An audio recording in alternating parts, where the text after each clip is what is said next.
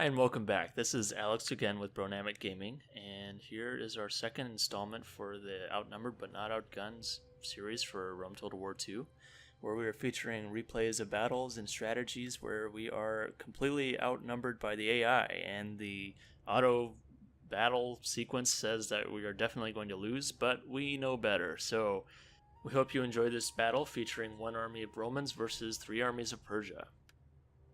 So, in this particular setup, the invading army, the initial force that I'm going to have to face off is over here, and I can see that they have a lot of infantry. While they also have some cavalry here and skirmishers, I'm not too worried about them. But since they start off on this side of the map, I'm expecting them to come right down this way. And with this particular army, I have defenses as their skill upgrade, and so that enables you to set up traps and stuff. So I have some spike traps here. I even have some caltrops here for anti-cavalry. Since my legionnaires aren't the best at defending against a cavalry charge, that should hopefully break up some of that line. I also have this barricade here to also add for extra protection. So I'm not sure where the other enemy armies are going to be arriving from, and I want to defend this area. In this particular part of the campaign, I was pushing into the Middle East, and Persia had conquered a pretty large territory of that, and they had many armies, and so I wanted to make sure that I didn't lose much troops in this fight, because I was expecting to get pounded by additional armies after this. And without further ado, let's get this started.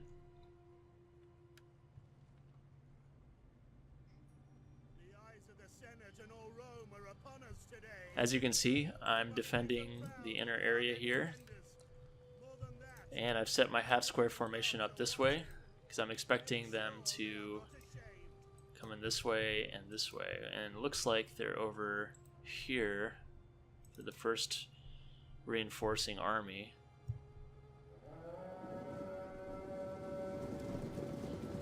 Now they have some pikemen, they have a lot of hillmen, and lots of eastern spearmen. And so none of them are on their own really much of a match for legionnaires, but when they have huge numbers like this, this is whenever you can get defeated. And a lot of times the auto attack will actually show that you get just completely demolished, when that's not the case if you use good strategy and tactics with your army. So I know there's more than just this. I just can't see them just yet. Alright, so since that army is coming from this direction, I also have this half square formation set up here. It's not the best, but it defends my flank, which is very important for this to work. So you can see with this half square formation, I have my infantry in front, and I have my archers in back here, my missile units, and they'll fire over the heads and into the flanks of the enemy as they come along. I also have some artillery here, which will be firing long range over the heads. And again, because I have that crisscrossing action with missile units, there's going to be constant flanking fire from all of my missile units and my ballistas, and that really maximizes on getting those kills and wiping out enemy units without much effort. Because again, I want to fire into their flanks and their backs, because that's where they are least armored, and just wipe out a lot of them with each volley. So here I also have some cavalry set up, and they are hidden because I want to make sure that I have good flanking opportunities with them. So with those flankers in an ambush stance, it's important to have your cavalry out of the way like that when you want to turtle up in a defensive formation like I am. And I have a lot of units here packed in for reinforcing any lines that might need it.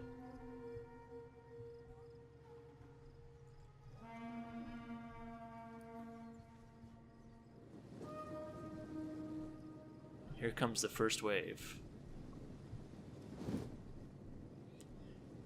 I have these elite Persian archers who have really good range, 150. They can arc it up and over that building.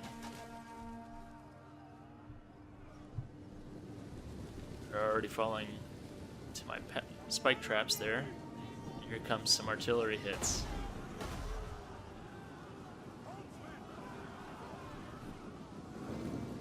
Wow, it's actually kind of choppy.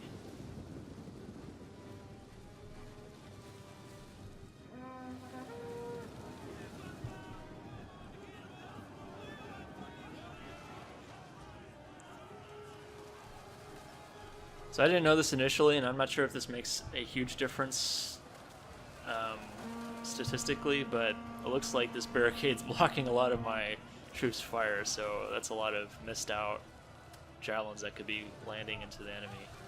But oh well. As you can see, that flanking fire is just decimating their forces.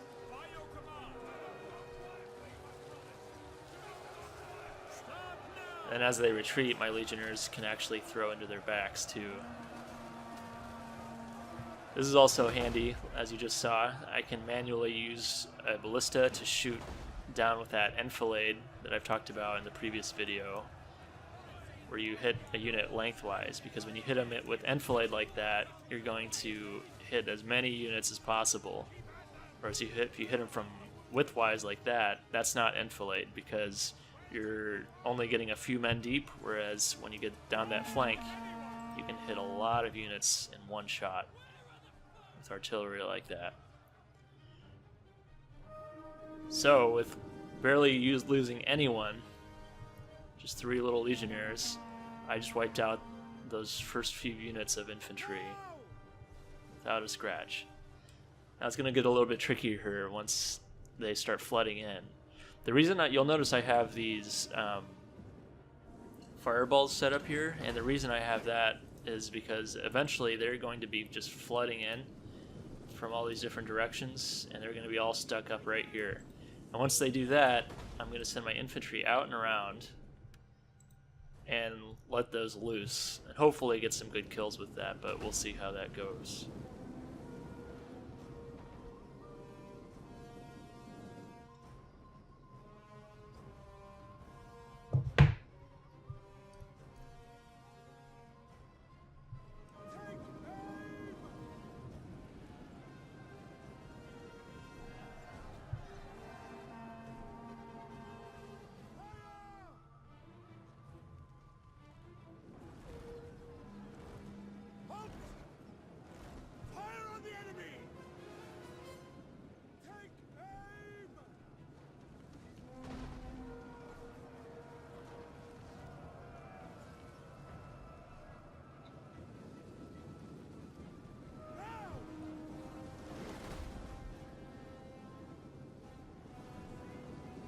And now here they're flanking me with some skirmisher cavalry. So I see that these guys are in trouble. So I don't want them to just stand there and take those hits, so I'm actually going to move my levies outwards.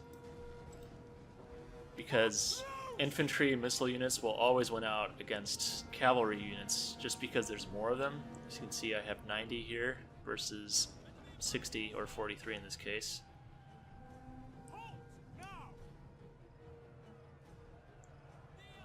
So I'm going to move these javelin up and return fire.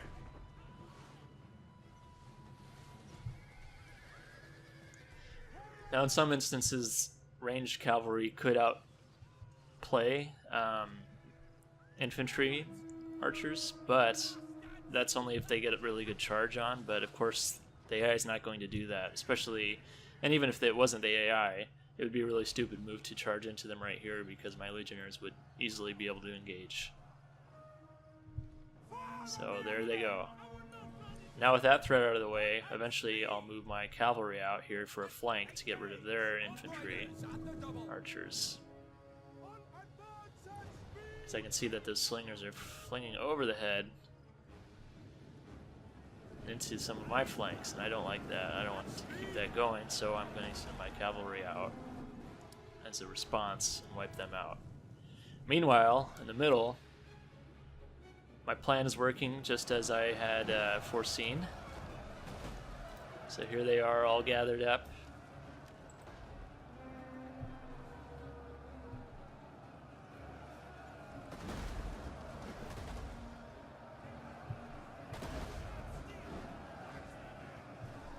And I don't want to break formation because my goal is to keep them consolidated like this. I want to make sure that I maintain this half-square formation so that they won't leave.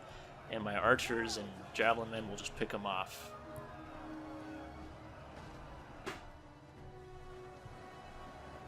Looks like I'm maneuvering some cavalry out here. And at this point, I had just decided to bring my infantry out for a good flank. So that includes my war dogs, these plebs, who are really good for, bait, but at the same time, they can also set off these traps if I want them to.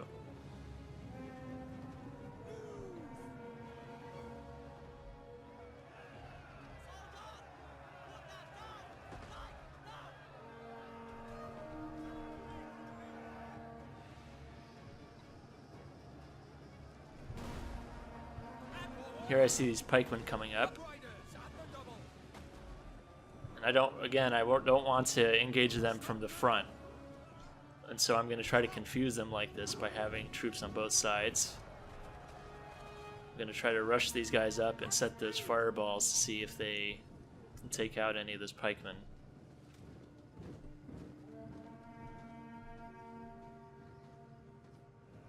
And here they go.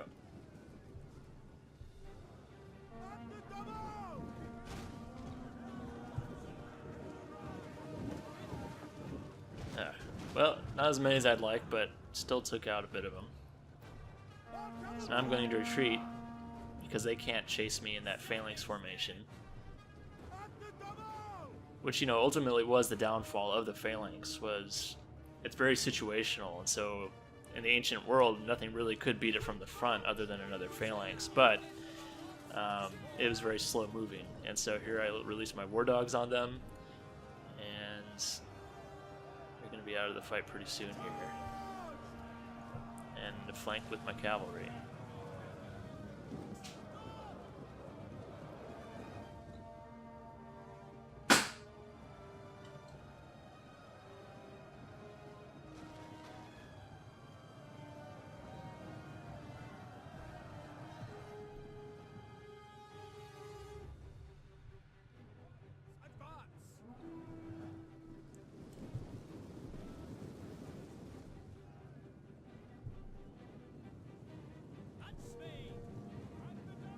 And there you have it. All that's pretty much left is some straggler units.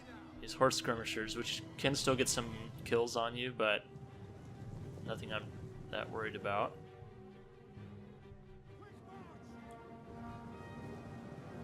So they're actually coming in for melee against my plebs. But I get a good flank on my legionary cohort. I turn my legatus around and go in for melee with my legionary cavalry there.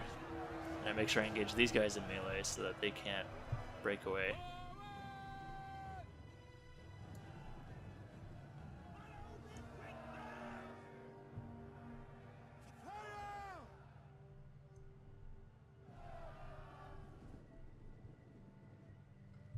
So you guys are completely bottled in. There's nowhere for them to go. My plebs are about to rout, but I'm not really worried about them. Here come my spearmen, just for fun. Overkill.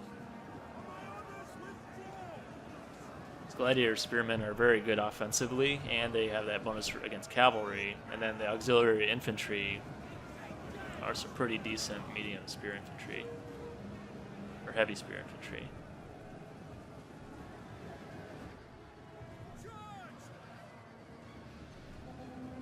So again, I'm engaging them with my legionary cavalry. I'm not expecting to keep them in there the whole fight. I'm just trying to hold that skirmisher cavalry from running away so that my spearmen can catch them, like so.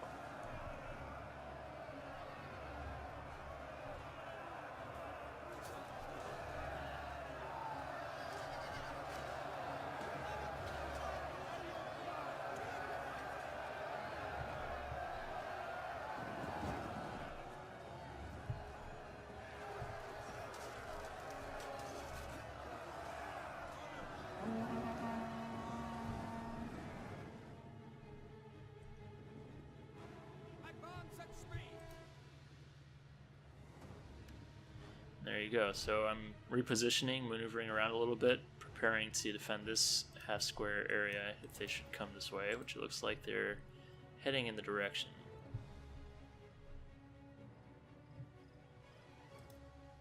Then my legionnaires are able to throw their javelins and just wipe them out.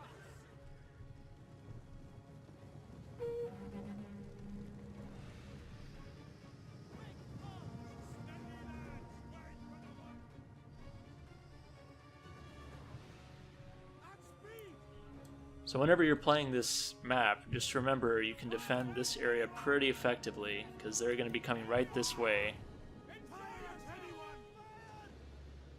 for the town center. So you can defend with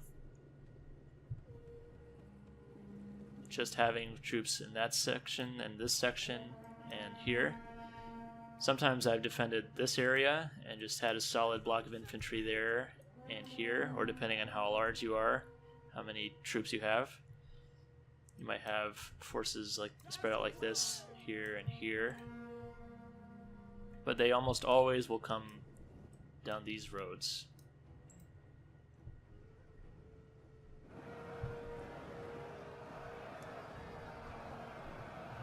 And it looks like they're attacking my war dog, man.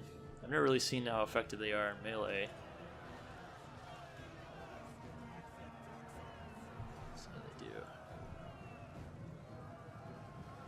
Oh.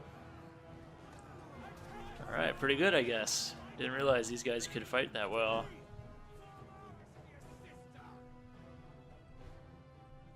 Then again, horse skirmishers aren't going to be that great at melee.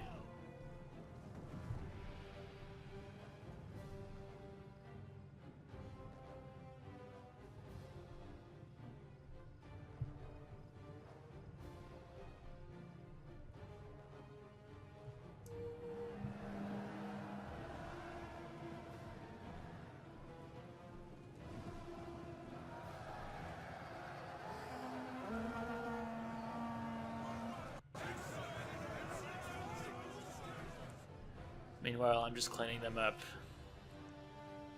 with my cavalry. And it looks like they've completely routed. Except for whoever this guy is.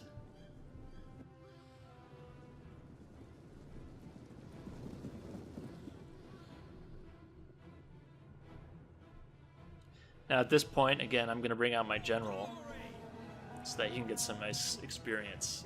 Because it's safe for him to come out. I don't want him to die. Sometimes, you know, it's better to use your general in those fights, but there's always that risk of losing them. And if you like them a lot, whereas with this general in particular, I did like him a lot, and he was pretty upgraded, I don't want to take that risk. So I'm only going to bring him out at the end of a fight, or if I'm having a really tough time in a battle and I really need that cavalry charge for something. Other than that, that's pretty much how you defend at that town against overwhelming odds. You can see they had 5,000 troops. I had about 3,000, mainly this army and some militia. And I destroyed a lot of them while I barely lost anyone, fractionally. And anyway, thanks for watching, everyone. This is Alex again with Bronamic Gaming. Feel free to leave any comments if you have any thoughts about what you just saw or any questions. And I'll see you in the next video.